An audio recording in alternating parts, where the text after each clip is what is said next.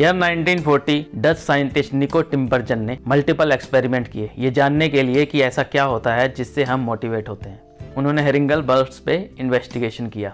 Adult हेरिंगल के चोंच पे एक रेड स्पॉट होता है। टिम्बरजन ने नोटिस किया कि बेबी हेरिंगल इस डॉट के निशान को देख के शोर मचाते हैं जब भी उसको भूख लगती है। उन्होंने कार्डबोर्ड की एक चोंच बनाई और उस पे सेम रेड स्पॉट लगा दिया और घोंसले में रख दिया। क्योंकि ये चोंच नकली थी तो टिम्बरजन ने एक्सपेक्ट किया था कि ये बर्ड्स कोई भी रिएक्शन नहीं देंगी, लेकिन ठीक इसका उल्टा हुआ। बेबी बर्ड्स बिल्कुल वैसा ही रिएक्ट कर रही थी जैसे वो अपने मदर को देख के करती हैं। रेड स्पॉट जितना बड़ा होता था बर्ड्स उतना ही ज्यादा एक्साइटेड होती थी। एक एक्सपेरिमेंट में डॉक्टर ने 3 स्पॉट लगा दिए, फिर तो बेबी बर्ड्स गॉट क्रेजी। टिम्बरजन ने ऐसा बिहेवियर और भी एनिमल्स में देखा, जैसे कि ग्रे लेग गूस जो अपने अंडे जमीन पे देती है। ये अंडे कभी कभी लुढ़क के बाहर चले जाते हैं और गूस मदर इन्हें अपने सर से वापस लेके आती है। टिम्बरजन ने उसके सामने राउंड चीजें रोल करना स्टार्ट किया और गूस मदर ने सेम वैसा ही बिहेव किया। वो राउंड चीजों को भी अपने घोंसले में लेके वापस आती थी।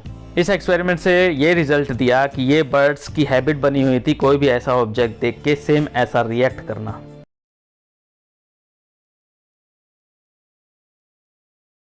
नमस्कार दोस्तों, स्वागत है आपका सॉल्व योर प्रॉब्लम्स में, जहां मैं आपको बुक के हर चैप्टर की नॉलेज देता हूं ताकि आपके पास ज़्यादा नॉलेज हो और लाइफ में आप किसी की प्रॉब्लम को सॉल्व कर पाएँ और सक्सेसफुल बन पाएँ।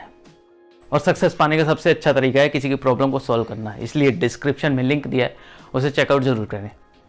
आज का हमारा चैप्टर है how to make habit irresistible. इस चैप्टर में हम जानेंगे कैसे किसी हैबिट को ऐसा बना दिया जाए ताकि आप इग्नोर ही ना कर पाएँ, और क्यों हमें बुरी हैबिट इस तरह से लग जाती हैं कि हम उसे छोड़ ही नहीं पाते। हम इस चैप्टर में जानेंगे डोपामीन के बारे में।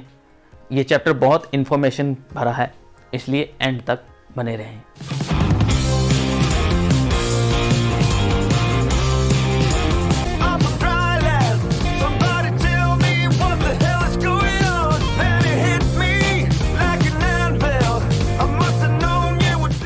The reality of junk food craving. Junk food हमें बहुत पसंद है, इसकी क्रेविंग्स हमें बहुत जल्दी लग जाती है। अगर हमें जंक फूड खाने की आदत है तो इसे छोड़ना हमारे लिए बहुत मुश्किल होता है। पर आप जानते हैं ऐसा क्यों होता है? आप सब जानते हैं कि जब हम आदि मानव होते थे तो शिकार करके खाना खाते थे, और शुगर, सॉल्ट और फैट हमें ज़्यादा एनर्जी देता था। जब भी हमें इन तीनों चीज़ों के सोर्स मिलते थे तो हम उसे तुरंत कंज्यूम कर लेते थे ताकि हमारे पास लंबे टाइम तक एनर्जी बनी रहे। हमारा ब्रेन इन चीज़ों की क्रेविंग के लिए सेंसर बना चुका है। आज फूड की कोई कमी नहीं है, कैलोरीज की कोई कमी नहीं है, तो हमें इन चीज़ों को इग्नोर करना चाहिए। लेकिन हमारा दिमाग बना ही ऐसे है कि हम इन चीज़ों को इग्नोर नहीं कर पाते। आज इंडस्ट्रीज ने ऐसे केमिकल ढूंढ लिए हैं जो हमारे ब्रेन को ठीक वैसे ही ट्रिगर करते हैं जैसे हमारे आदि मानव पर हमारा ब्रेन ट्रिगर होता था। वो फ्लेवर्स जो हमारे दिमाग को ट्रिगर करते हैं वो फ्लेवर्स हैं ओरो सेंसेशन। ऐसे फूड जो बाहर से क्रंची होते हैं और अंदर से स्मूथ होते हैं, just like French fries. Dynamic contrast, creamy और क्रंची को मिलाकर बना हुआ food, example pizza filled with चीज। ये दोनों के दोनों केमिकल हमें इस खाने को खाने के लिए मजबूर करते हैं। जब अगली बार आप पिज्ज़ा खाने जाएं तो इन केमिकल्स को याद रखें और शायद इसकी वजह से आप पिज़्ज़ा को इग्नोर कर पाएंगे। इंडस्ट्रीज इस बात को खूब अच्छे से जानती हैं, जो दिखता है वही बिकता है। हम अट्रैक्ट होते हैं अच्छी दिखने वाली चीज़ों से, इसलिए शोरूम में खूबसूरत मैनिक्यूर्स रखे जाते हैं आपको अट्रैक्ट करने के लिए। आप इस लॉ को हर जगह पे देखेंगे, पॉर्न इंडस्ट्रीज में, सोशल मीडिया में, एडवर्टीजमेंट में। ये कंपनीज जानती हैं कि किसी को अट्रैक्ट करने के लिए अपने प्रोडक्ट को सुंदर दिखाना ज़्यादा ज़रूरी है, इसलिए ऐसी मूवीज़ बनाते हैं, एडवर्टीजमेंट बनाते हैं, सोशल मीडिया पे ऐसे पोस्ट शेयर किए जाते हैं जो अच्छे दिखाई देते हैं, फिर वो किसी काम के हो चाहे ना हो। आप इस लॉ को किसी भी हैबिट में भी अप्लाई कर सकते हैं। All you need to do is make habit so attractive so you can't ignore that. The dopamine driven feedback loop. Dopamine की इंपॉर्टेंस हमें तब पता चली जब 1954 में न्यूरोसाइंटिस्ट जेम्स ऑट्स और पीटर मिलर ने कुछ एक्सपेरिमेंट्स किए।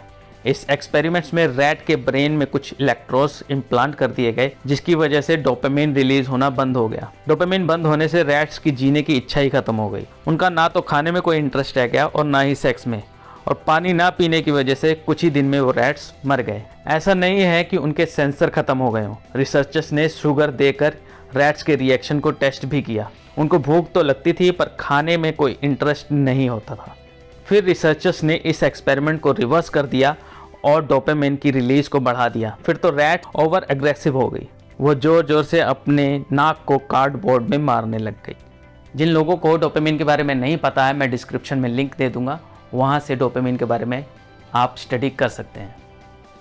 इस एक्सपेरिमेंट से रिसर्चर ने ये बताया कि डोपामिन और हमारी हैबिट्स का डायरेक्ट रिलेशनशिप होता है। अगर हम किसी हैबिट को लगातार फॉलो करते हैं तो उसकी वजह से डोपामिन ज़्यादा रिलीज़ होता है, और जब ज़्यादा डोपामिन रिलीज़ होता है तब हम उस हैबिट को और ज़्यादा फॉलो करते हैं, और इसी वजह से हम किसी बुरी हैबिट को क्विट नहीं कर पाते हैं, क्योंकि लंबे टाइम तक फॉलो करने की वजह से वो हैबिट हमारे ब्रेन में डोपामिन रिलीज़ करती है, और जिसकी वजह से हमें वो हैबिट अच्छी लगती है। रिसर्चर ने यह भी बताया कि डोपामिन तब ज़्यादा रिलीज़ नहीं होती जब आप प्लेजर फील कर रहे होते हैं, बल्कि तब ज़्यादा रिलीज़ होती है जब आप उसके बारे में सोचते हैं। आपको पोर्न देख के ज़्यादा डोपामिन रिलीज़ नहीं होगा, ये तब ज़्यादा रिलीज़ होता है जब आप अकेले होते हैं और पोर्न देखने के बारे में सोचते हैं।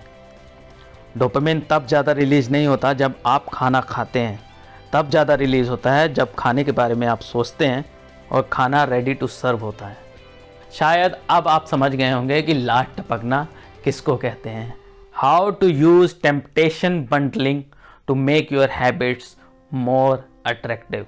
रोनन बायन एक इलेक्ट्रिकल इंजीनियरिंग स्टूडेंट थे जिनको नेटफ्लिक्स देखना बहुत पसंद था, और उनको एक्सरसाइज की वैल्यू भी पता थी। वो एक्सरसाइज करना तो चाहते थे पर स्टार्ट नहीं कर पाते थे। इस आलसीपन का सलूशन रोनन ने खुद निकाला। उन्होंने अपनी स्टेशनरी बाइक को हैक करके अपने लैपटॉप और टीवी से कनेक्ट कर दिया। एक कंप्यूटर प्रोग्राम राइट किया जिससे नेटफ्लिक्स तभी चलता था जब वो एक फिक्स स्पीड पे साइकिल चलाते थे। अगर साइकिल बंद तो नेटफ्लिक्स बंद।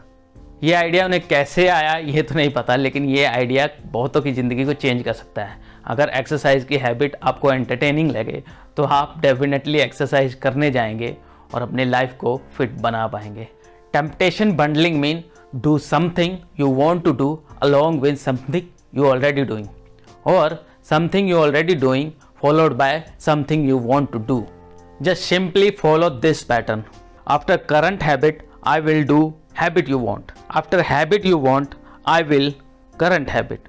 For example, आपको वीडियो गेम खेलना बहुत पसंद है और आप बुक भी पढ़ना चाहते हैं, तो आप टेम्पटेशन बंडलिंग को इस तरह से यूज़ करेंगे। After playing the second round of the game I will read book, या after reading this many of chapters then only I will play the game. आपको फेसबुक चलाना बहुत पसंद है और आप एक्सरसाइज भी करना चाहते हैं, तो आपकी टेम्पटेशन बंडलिंग होगी after checking this many of post I will do this many of pushups, और after doing 10 pushups then only I will check post in Facebook. My thoughts. इस चैप्टर के एंड में मैं ये कहूँगा कि अच्छी हैबिट्स और बुरी हैबिट दोनों ही इंजॉयबल बनाई जा सकती है। दोनों की वजह से डोपामिन रिलीज होता है। किसी को बुक पढ़ना ज़्यादा पसंद होता है तो किसी को वीडियो गेम खेलना ज़्यादा पसंद होता है। ये आपका डिसीजन है कि आप किस हैबिट की वजह से आप अपने दिमाग में डोपामिन रिलीज़ करते हैं। अच्छी हैबिट्स को फॉलो कीजिए और लंबे टाइम तक फॉलो कीजिए ताकि आपका दिमाग उस हैबिट के लिए डोपामिन रिलीज़ करे। जब अच्छी हैबिट्स से डोपामिन रिलीज़ होगा तो आप उस हैबिट को और ज़्यादा फॉलो कर पाएंगे और लाइफ में सक्सेसफुल बन पाएंगे। अगर आपको ये वीडियो पसंद आया है तो इसे लाइक करें, अपने दोस्तों के साथ शेयर करें, ऐसे दोस्तों के साथ शेयर करें जो बुरी हैबिट से डोपामिन रिलीज़ कर रहे हैं। उनको डोपामिन की वैल्यू बताइए और अच्छी हैबिट फॉलो करवाइए। हमारे चैनल को सब्सक्राइब कीजिए और बेल आइकन को दबाइए ताकि आप कोई भी चैप्टर मिस ना करें। आप हमारी हेल्प कीजिए हमारे चैनल को ग्रो करने में और मैं आपकी हेल्प करूँगा आपके लाइफ को ग्रो करने में। मैं मिलता हूँ आपसे अगले चैप्टर में, तब तक आप खुश रहिए, ग्रो कीजिए और लोगों की प्रॉब्लम सॉल्व करते रहिए। ये वीडियो देखने के लिए बहुत बहुत धन्यवाद। नमस्कार।